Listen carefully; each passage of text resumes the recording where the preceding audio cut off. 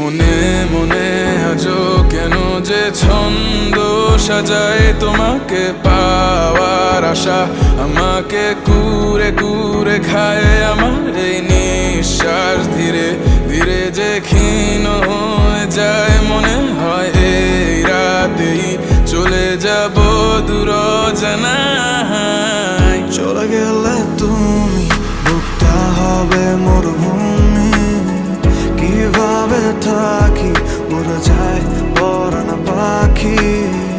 আমার মন কেন শুনছে না বারণ, আর মনে ভাবছে তোমায় কারণ